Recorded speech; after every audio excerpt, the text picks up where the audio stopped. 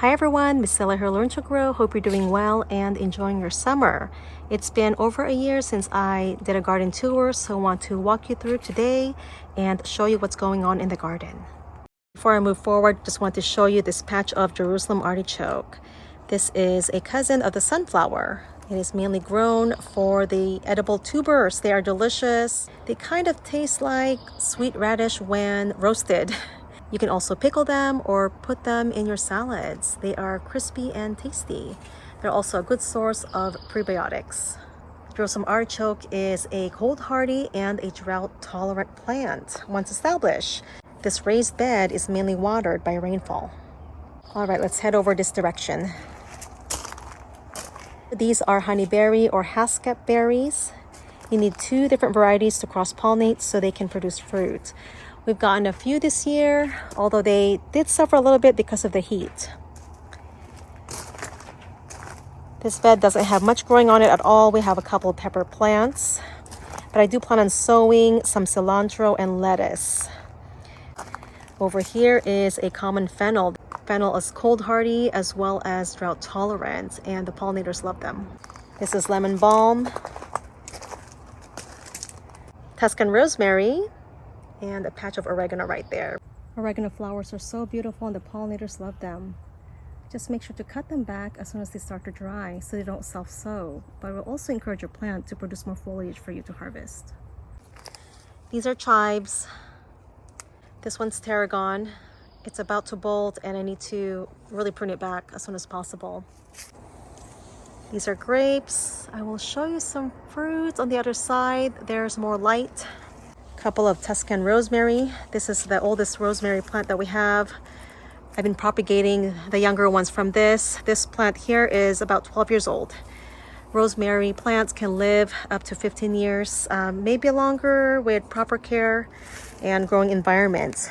This is one of the plants that I propagated from that mother plant from a cutting, I think 4 years ago. This one's about 3 feet tall now. This one is about, let's see, almost 6 feet. They grow to about 6 feet tall and 4 feet wide. Here are a couple of tomato plants. This is Sweet Million. It is a cherry tomato. It's very sweet. I believe these are Early Girl. Those 2. Here's another Sweet Million. The peas have died back. I'll be harvesting the seeds as soon as they dry. Here's a raised bed with some drought-tolerant herbs. English thyme. I also have some lemon thyme in there. Tricolor sage. This is lovage. The flowers are great. The pollinators love them, as well as predatory insects. Common sage. I need to cut this back as soon as possible.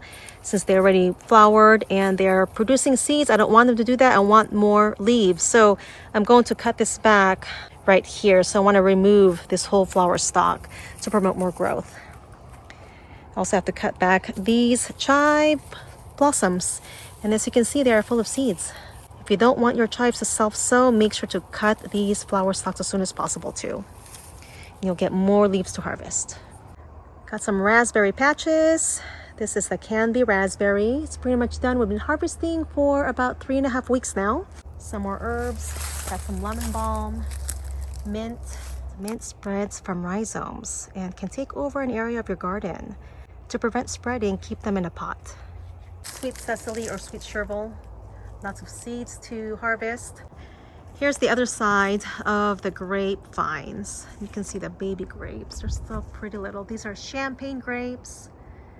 This other patch of raspberry is fall gold. These are very sweet, delicious, golden raspberries. It is a fall-bearing variety. The canes will fruit in the fall and again the following summer. I have some potatoes I need to harvest. As you can see, all the plants have died back. I planted the Egyptian walking onion in the middle of the potatoes in hopes to deter any animal pests. There's also some baby ones. I'm going to cover them so we don't have them exposed to the light. Here are some more Jerusalem artichokes. These are also volunteers. These are all perennial kale. The rabbits that live in our yard eat some of this. We also feed them to our chickens. We usually let one plant go to seed and self-sow, and we don't have to sow the seeds ourselves. They just pop up when the weather is favorable. Here's another fennel. This is the bronze fennel, and here is a desert king fig tree. There's some fruits up there. So I had a late start on the tomatoes. These are Roma, I believe. That one's Roma as well. And these two are Oxheart. They're still pretty small, but I hope we get some tomatoes before it gets cold. Here are some plants I am currently growing in containers. Most of these are figs. If you'd like me to do a separate video for them, let me know in the comments below. There are several varieties. Also have some rooted grape cuttings. Very excited to grow these white blackberries. The name is Snowbank. Going to be planting these in the beds this fall. This is calamansi or calamondin. This is a Philippine lime, and I just noticed a flower. It smells so good. This one is a variegated kind. We have 4 thornless blackberries that we planted this year. This one is Arapaho. I believe this one is Natchez, Wachita, and Prime Arc Traveler. Looks like we have a ripe berry or two. I got some of these blackberries from foodforestnursery.com if you're interested. These were bare root plants, and they'll be selling them again in the fall. All right, let's head over here. Got some cilantro that have flowered, as well as some yarrow, and some more volunteer perennial kale. Also have some double gold raspberries. These are delicious as well. Beautiful color. It's like a salmon gold color. Few lettuces that bolted. And here are the beautiful red yarrow. This first plant here is nodding onion. It is a wild onion, and it is edible. It is also cold hardy, and the pollinators love the blooms. We also have some Egyptian walking onions. This is such a fantastic crop. The leaf blades are used like scallions or spring onions. You can also use the tiny or small bulbils, as well as the bulb at the base, although we try not to harvest the bulbs at the base because we can allow them to grow and establish, and we get more plants. But also you can plant these bulbils. Each bulbil will give you 1 plant, and it'll take about a couple of years for them to establish. Let them grow for the first year, then you can start harvesting the leaf blades the second year. This is also a drought tolerant plant. They seem to thrive well even in dry conditions. Let me show you the other patch. You can see all the clusters of bulbils on top of the flower stalk. So they are called Egyptian walking onion because when they become top heavy, they usually fall over, just like this one. So they fall over and they propagate that way. They pretty much self-sow. And that's how they proliferate. So if I leave this here, they'll emerge in the fall. This is such a wonderful perennial crop. If you're not growing them yet, I encourage you to do so. Plant them once and you can harvest them for many years. Let's head back to this bed again. I also have some lettuces. This is dahlia. More lettuce over there. So I've got some random stuff in here. We have a couple of these dwarf patio tomatoes. I think there are some fruits in there. There. These are very compact. I think they're about 2 feet tall. And I do have some volunteer potato plants. I didn't plant them here. I used this bed to grow potatoes a year ago, and so I just kind of let them be. And also a couple of pepper plants. If you want to plant other plants with your peppers and tomatoes, marigolds are great, chives, even these onion plants that I mentioned earlier, basil, are great companion plants for them. Have some herbs behind this bed here. That's lemon balm. Here's another rosemary. This was started from a cutting, I believe 10 years ago now, from that mother plant I showed you earlier. There are some ox-eye daisies down there. And also we have some figs in pots. These are all honey figs, and they are about 6-7 feet tall. I want to show you some of the figs on the Peter's honey fig trees. Unfortunately, we lost all of the breva or early crop this spring. It was such a long and cold spring, but that's okay. We'll have a nice harvest of fall figs. We were just over there and it showed you this rosemary and that lemon balm. Oh, we also have another sage here. This is Bergarten sage. These have the wider leaves. It is such a beautiful variety and also can be used for cooking. The flowers are periwinkle in color. So pretty. This is another flower garden. My youngest daughter and I planted this. We have some gladiolas and some dahlias, as well as this Louisia plant that my mom gave me about a week or two ago. Such a beautiful plant. This can be planted in rock gardens. They thrive in well-drained or even rocky soils, and it's drought tolerant once established. I'll walk over here. Some hostas, another wonderful pollinator plant. Liatra spicata. Some lilies over there. Just keep walking this way. I love this dark red or maroon gladiolus. Cannot wait for them to open up. This one is a double daylily. Smells wonderful.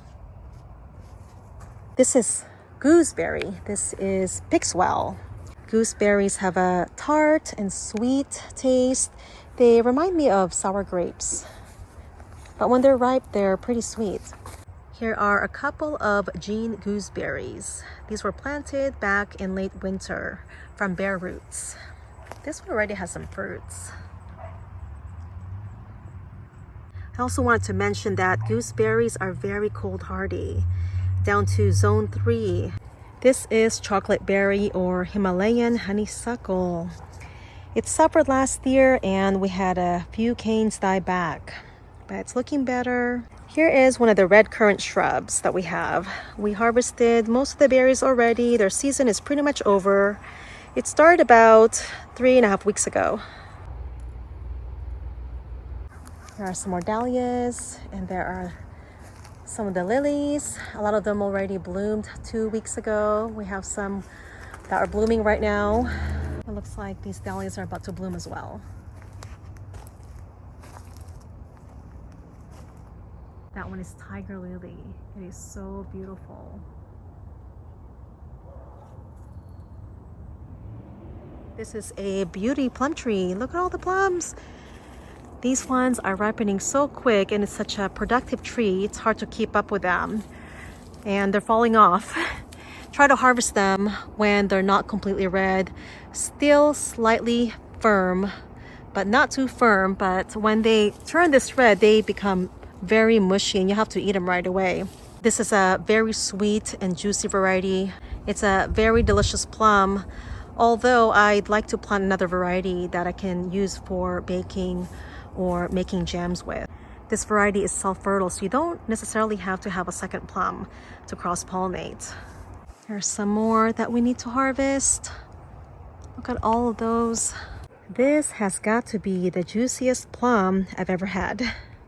It is so sweet and tasty. I'm going to walk over here, take a look at some of the blueberries. The birds are getting most of them. We didn't put a netting this year.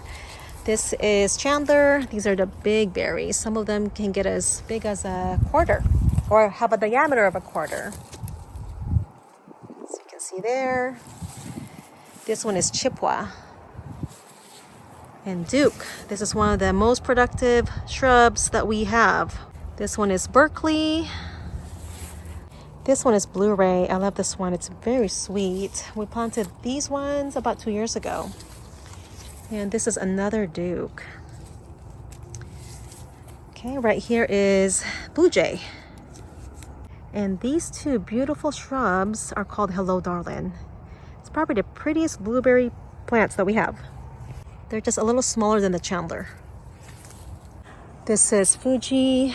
We have a couple of Fujis, and then we have a 5-way apple tree at the other side. Lots of fruits. I think they're looking healthy.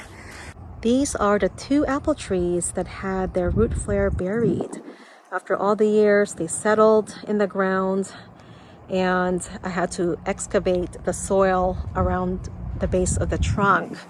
And ever since I excavated the base, give you a closer look here, and exposed the root flare, They have not been this healthy in a few years. So it looks like we'll have a nice fall harvest of apples. This is Santa Rosa plum. I just planted this back in February. It was a bare root. So it's another plum that's, I think it's similar to the beauty plum I just showed you. And this one could be used to pollinate other varieties of plums. This is another apple tree. It is a younger one. It is a 5-way. Here are the labels. I'm going to be taking off these so it doesn't strangle the branch. I have these new labels that I am going to be using instead. A cane, Macintosh, Melrose, Honeycrisp, and Granny Smith. This one is a Red Baron peach tree that I also planted in late winter from a bare root. Another dahlia patch.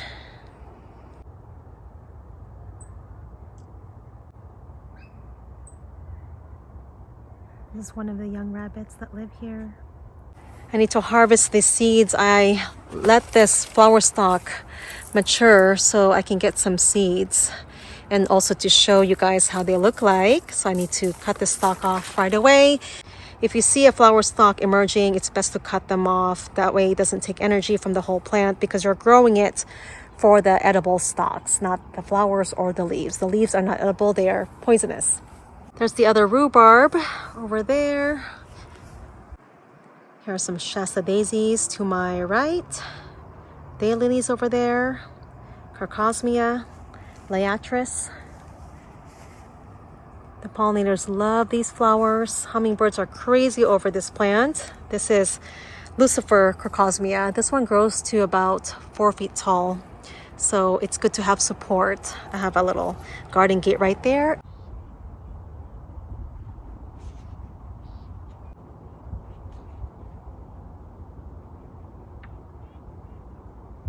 Here's a closer look of the Shasta daisies. Oh, that one's hydrangea.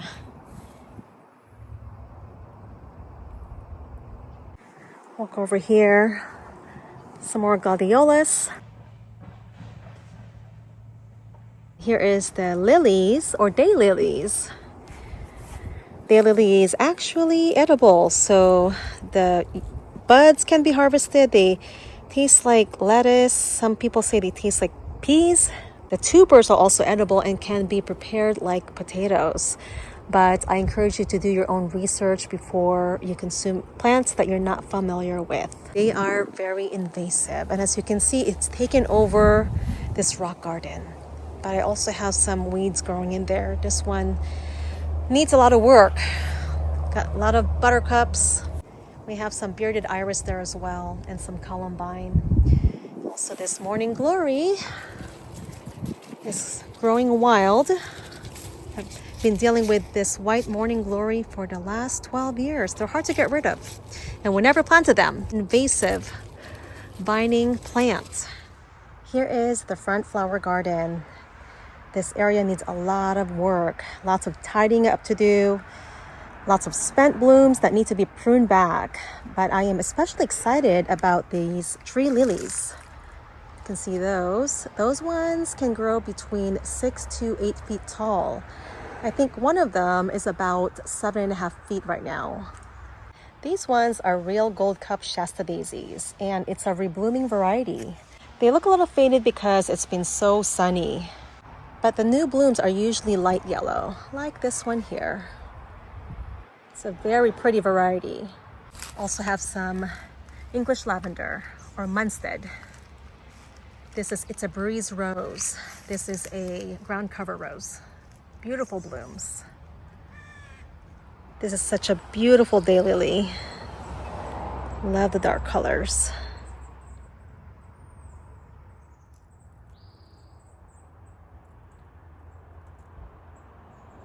These are the alliums that have dried up that need to be pruned back. These are some of the early summer lilies that are done blooming.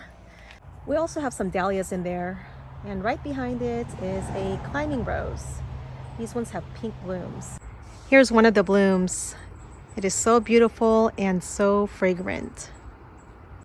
Here is a patch of globe thistle or echinops.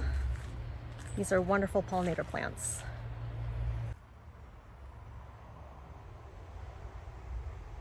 Here's another tree lily. I love this one. It also has a wonderful scent. This is spiderwort. I believe this is native to eastern United States. More flower buds. These ones tend to get top heavy and need to be supported. As you can see, they are starting to flop over. Something I need to work on. Also want to show you this petite rose. This is a compact rose, self-cleaning. You don't have to deadhead them. They usually just fall off eventually. Beautiful variety and perfect for containers. Here are some of the blooms of one of the lily trees, or tree lilies. So beautiful and smells so good too. Here are the other lily trees. That one's the tallest one right there. Cannot wait to see those bloom. Here's a small patch of succulents, hens and chicks. This is our patch of lamb's ear. Such a wonderful pollinator plant. The bumblebees love the blooms. This plant is a great ground cover. It's also drought tolerant once established. By the way, lamb's ear is rabbit and deer resistant. Here is one of the young bunnies. That's a young lamb's ear next to it, and they don't even touch it.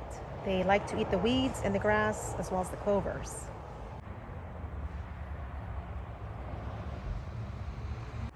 That plant right there with the small lavender florets is Russian sage.